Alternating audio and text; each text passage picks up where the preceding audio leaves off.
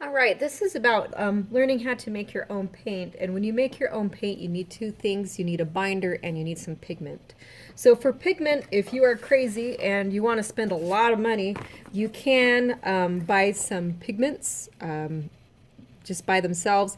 Like this is lazurite. Basically what it is ground up stone.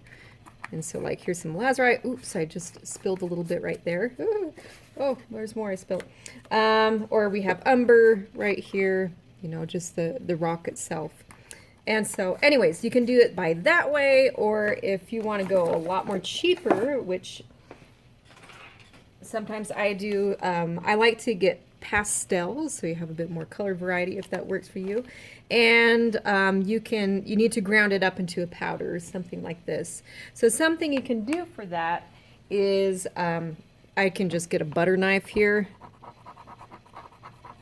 ground it off, or preferably if you have like a moral pestle to kind of ground it, that would be great too.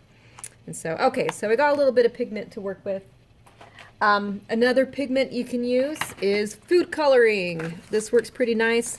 I also kind of like the transparency that food coloring has when you mix it, but at the same time, something I kind of discovered with using food coloring, got to be careful about your mixing because it can turn into mud really, really quickly. And so, okay. So I got some pigment ready to go. Now I need to have some sort of binder.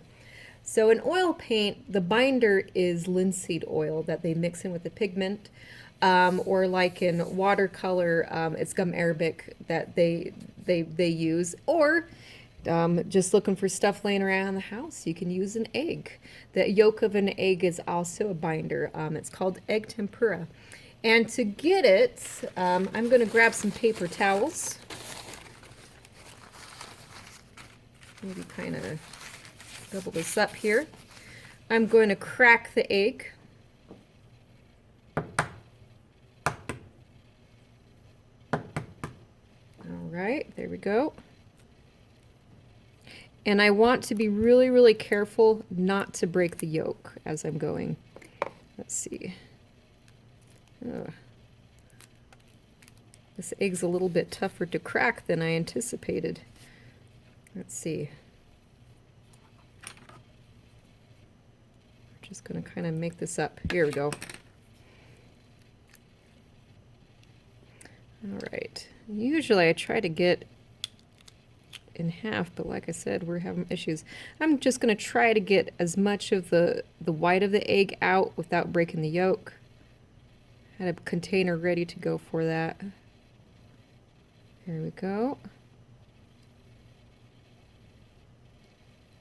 And once I get majority of the white out, I'm going to put this egg yolk onto a paper towel. And I'm just going to roll it about, back and forth, trying to soak up all of that liquid, so I'm just left with the egg sac.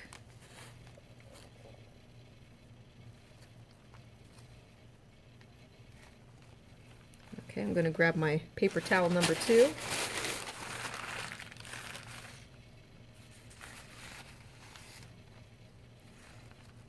There we go.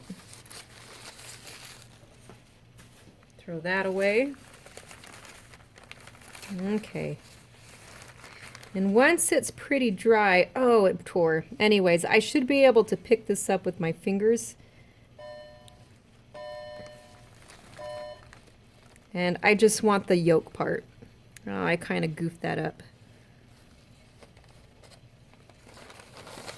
Okay. So there is my binder.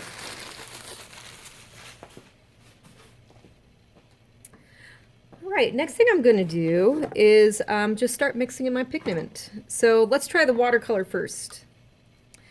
White is a difficult color to get, especially with egg tempera, because the egg yolk is such a strong color. And like I tried it with some pastel, just using some regular white pastel. You can get a fairly close good white with that. And let's see. Oh, sorry. Can't mix and talk at the same time, but you can get a pretty good white. Like it'll be a creamy white, not white white, but pretty close. All right, so I'm taking a little bit of my binder egg, and I'm going to be mixing it in with my watercolor. So surfaces that you can paint on is totally up to you. Right, what I have here, I have some pieces of wood that are actually coated with rabbit skin glue and sanded down. But you can like get any kind of piece of wood, you know, use whatever paint that you have laying around. Or even a paper, just a white piece of paper will be fine. We'll just kind of see how it paints onto here. So anyway, so watercolor, or not watercolor, food coloring. You can get some nice transparent color with that. And again, it's a little tough to mix. Like whenever I mix the red and blue together, thinking I'm going to get a purple, it kind of turns a wee bit muddy. But I can also use these pigments to mix with. So like I can use some of this binder here. Maybe I want to get some green that I can work with. Typically, traditionally, you would get a piece of glass. I don't think I brought it with me, but and you grind it between like your palette, which right now I'm using plexiglass, but you can also like get a picture frame of some kind that has like a glass covering, and you just kind of grind it back and forth. Okay. And if you don't have a palette knife at home, use a brush to kind of mix it up. But anyways, then I can take this.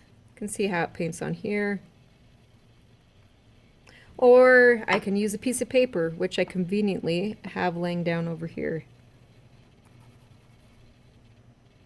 But for my students that are kind of stuck at home right now, and perhaps you don't have your palette with you, and you're worried about your grade, try this at home and see if you can do some of the exercises using your own paint that you've made yourself. Let's see, I don't want to lose this beautiful blue right here. Mix the colors, see what happens. Yeah. Gonna mix the yellow with the blue.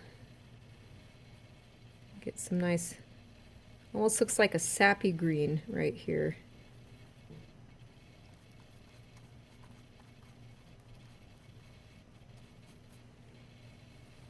Okay, so that's how you make paint. Let me know how it goes if you guys try it out. The end.